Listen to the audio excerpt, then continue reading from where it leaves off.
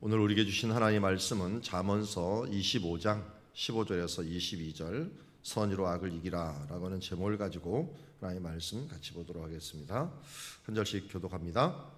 오래 참으면 관원도 설득할 수 있나니 부드러운 혀는 뼈를 꺾느니라. 너는 꿀을 보거든 조카리만큼 먹으라. 과식함으로 토할까 두려우니라. 너는 이웃에게 자주 다니지 말라. 그가 너를 싫어하며 미워할까 두려우니라. 자기 이웃을 쳐서 거짓 증거하는 사람은 방망이요 칼이요 뾰족한 화살입니다. 환난 날에 진실하지 못한 자를 의뢰하는 것은 부러진 이와 위골된 발 같으니라. 마음이 상한 자에게 노래하는 것은 추운 날에 옷을 벗음 같고 소다 위에 식초를 부음 같으니라.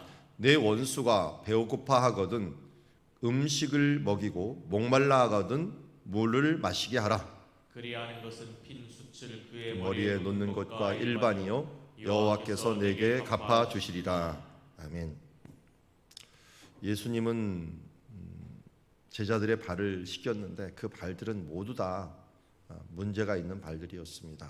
베드로는 조금 있다가 예수님을 부인할 사람이었고 또 나머지 제자들은 모두 도망갈 발들이었습니다.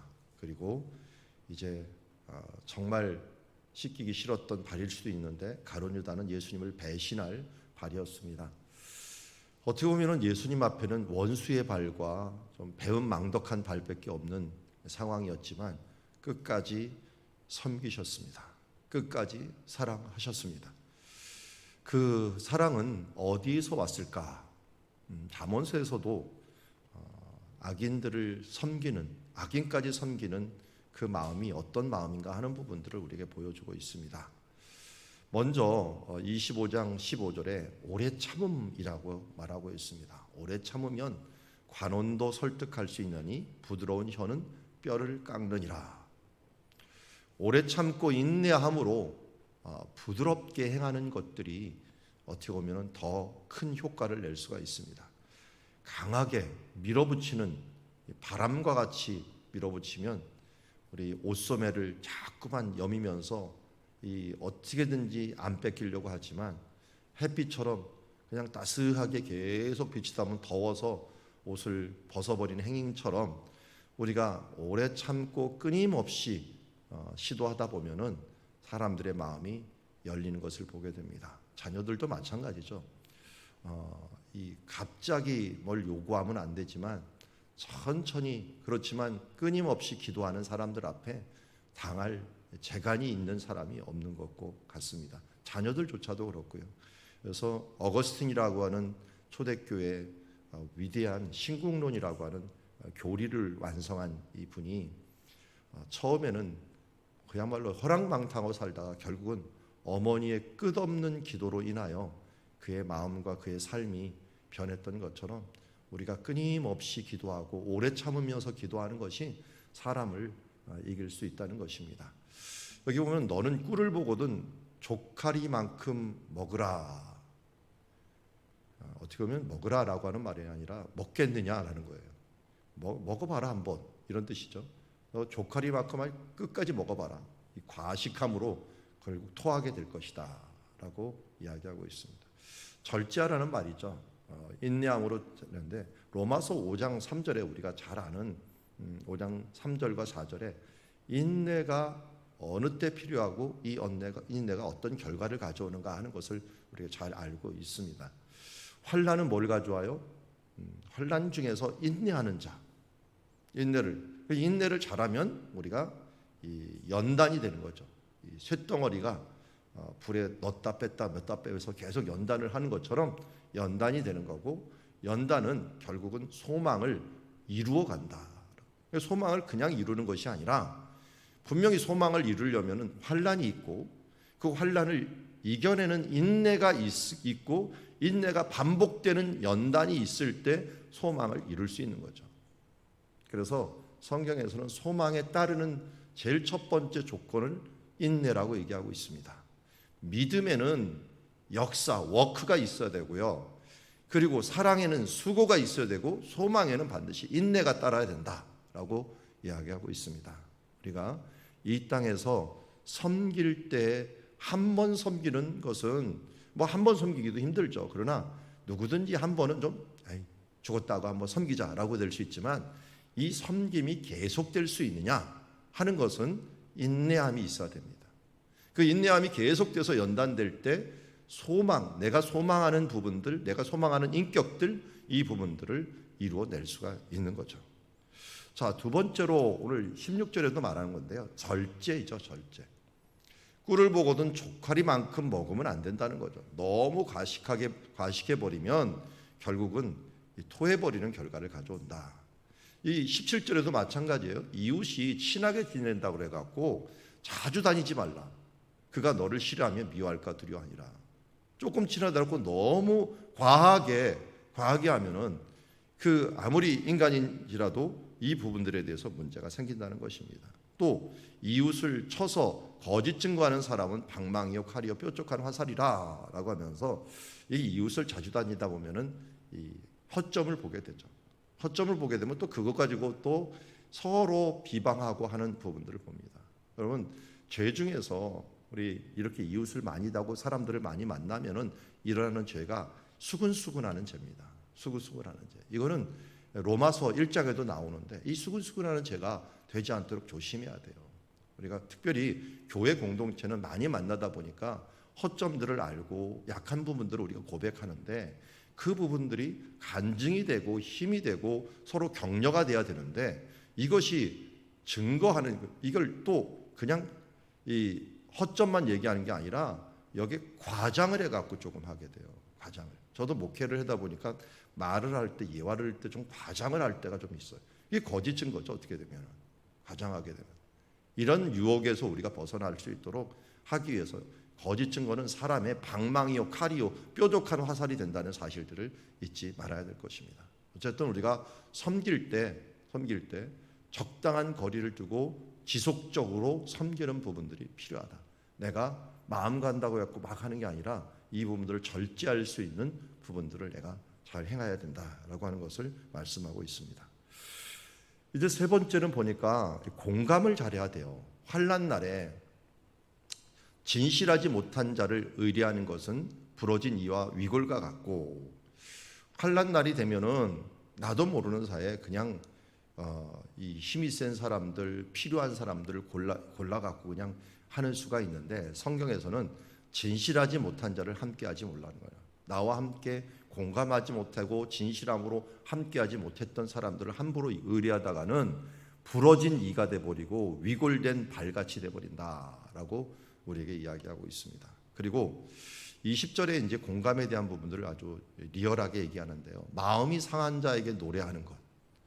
마음이 상한 자였는데 옆에서 그냥 이 노래라고 하는 것은 흥겨운 노래를 얘기하는 거겠죠. 흥겨운 노래를 갖다가 불러버리면 어떻게 되느냐. 마음은 상해져 있는데 추운 날에 옷을 벗은과 같고 소다 위에 식초를 부은과 같다. 이 소다라고 하는 걸 제가 이 원어를 찾아봤더니 네테르라고 하는 말인데요. 나트른이라고 하는 말에서 지금도 헬라어에서 이렇게 나왔다 그러는데 소다로 된 호수가 있다고 합니다. 지금도 나트룬이라고 하는 이 호수가 이집트의 고센 땅 그 반대편에 있는데 여기 예수님까지 어린 시절에 방문했다라고 하는 기록 사람들이 전통이 있어요. 그래서 지금 수도원이 많이 있는데 거기는 호수 하나가 있는데 이 호수 자체가 다 이 소다 수로 돼 있대요. 돌도 그렇게 소다수가 막 솟아 나온다 그러더라고요. 그래서 유명한 장소인데 거기서 소다라는 이름이 나왔다고 합니다. 이름이 나왔다고 하는데 여러분 소다수 알카리수 있죠? 알카리수라고 생각하면 돼. 알카리수에다가 이 산이로 된 식초를 넣으면 어떻게 될까요? 부글부글하면서 확 그냥 거품이 막 일어나게 됩니다. 그런 격이 된다는 거죠. 그러니까 우리나라 속담으로는 이 기름에다가 물 붓는 격이 불타는 집에다가 기름 붓는 격이 돼버리는 거죠. 그러니까 또 이게 막 그 기름으로 불 붙는데 막 물을 부어버리면 어떻게 됩니까? 더 확산이 되는 거하고 비슷하게 그야말로 우리가 더 안 좋게 악화하는 그런 부분인데 공감을 못하면 이런 일이 벌어진다는 거예요.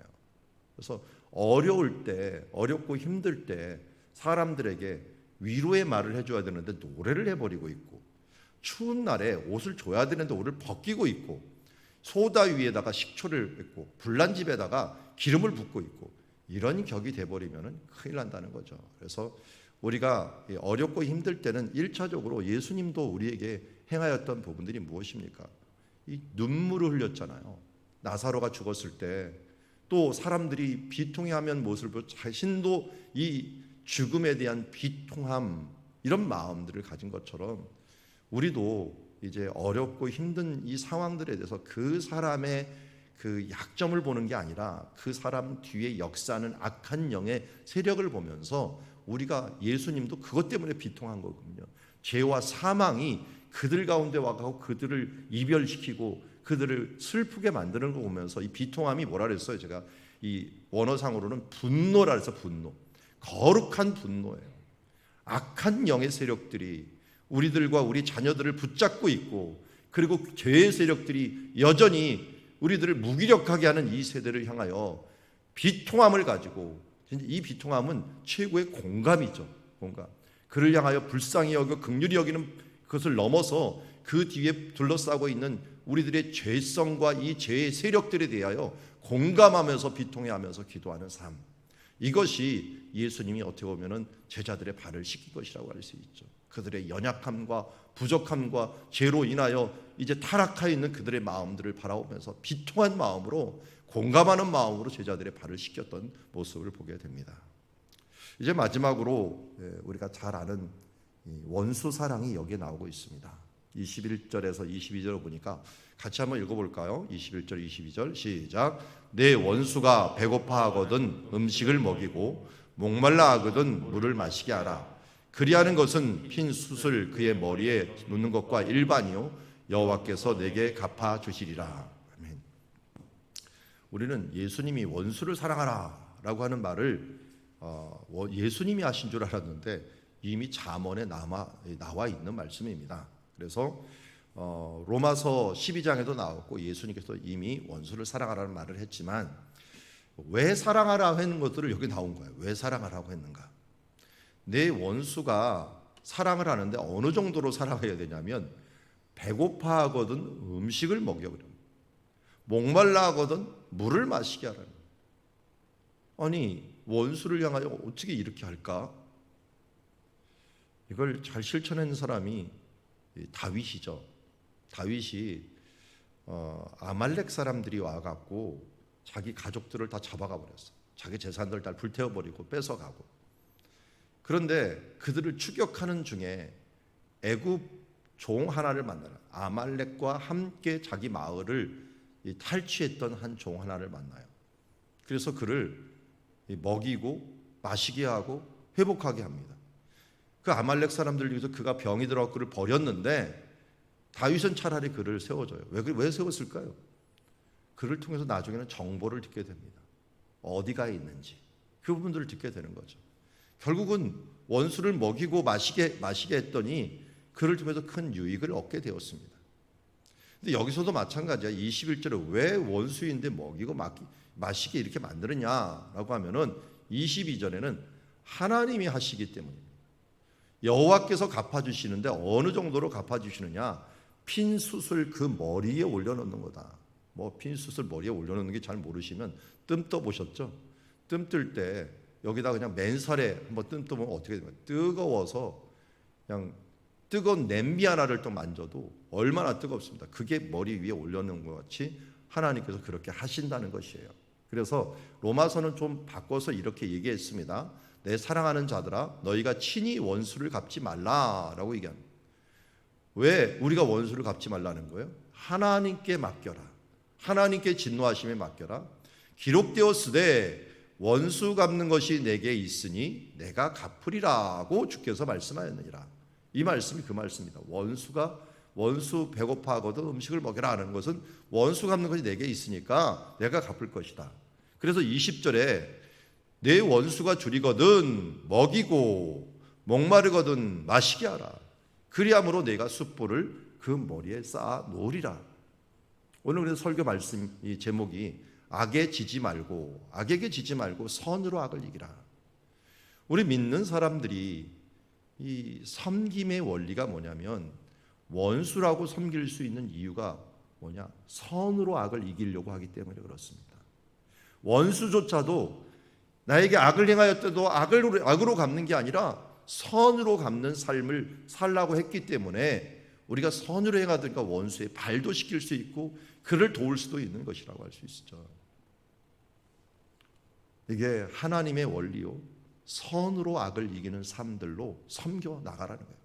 내 좋은 사람을 섬기는 게 아니라 원수까지도 섬길 수 있는 힘은 바로 하나님께서 모든 것을 맡아서 하시는 거지, 나는 그것을 향하여 못된 마음과 악한 마음을 품고 내 안에서 고생하고 그것 때문에 복수의 칼을 갈면서 내 인생을 스스로 망쳐버리는 그런 인생을 가지지 말라는 것입니다. 우리 드라마나 또 영화 같은 거 보면 최고의 영화는 뭡니까? 원수 갚는 것이 대부분 거기에 초점을 맞춰 있어요. 그런데 여러분, 원수 갚는 것이 결국은 누구를 가장 인생을 망가뜨립니다. 자기 자신. 그게 자기 자신이 살아갈 수 있는 힘이라고 볼 수 있는 게 아니라 자기 자신을 망쳐버리고 나서 그 다음 사람은 그만큼 못 망치더라고요. 망치긴 망치는데 자기보다 낮게 좀 수준이 낮을 수밖에 없더라고요. 자기는 인생이 다 망쳐버렸는데 상대방 원수는 짧게 망치더라고요.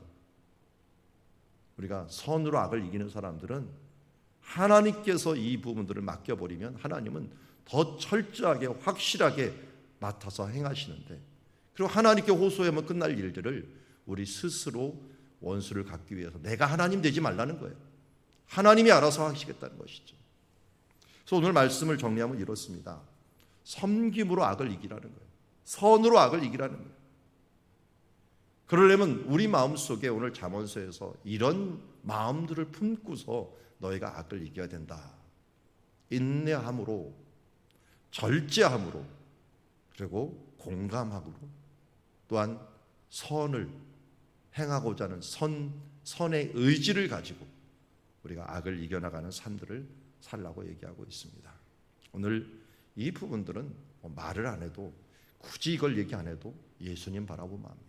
예수님이 우리에 대하여, 우리가 죄인 되었을 때, 원수 되었을 때, 아니 제자들의 발을 씻는 모습을 통하여 인내하고 절제하고 그들의 마음을 공감해 주면서, 그리고 선의 의지를 가지고 선으로 악을 이겼던 예수님, 우리도 예수님의 제자로서 그 섬김으로 악을 이기는 주의 자녀, 선으로 악을 이기는 주님의 자녀 되겠습니다 라고는 다짐으로 오늘 하루를 또한 시작하는 귀한 시간들이 되기를 주의 이름으로 축원합니다. 기도하겠습니다. 하나님 아버지, 세상은 하나님의 원리에 따른 것이 아니라 자기 자신이 하나님이 되어서 세상을 스스로 심판하고 스스로 이 모든 것을 판단하라고 얘기하고 있습니다. 그러나 태초부터 하나님께서는 모든 것을 허용하였지만 선과 악을 판단하는 것은 하나님께 맡기라고 말씀해 주셨습니다. 선과 악을 결정하고 또 그것을 상급을 주고 벌을 주는 것은 하나님께 맡기라고 했습니다.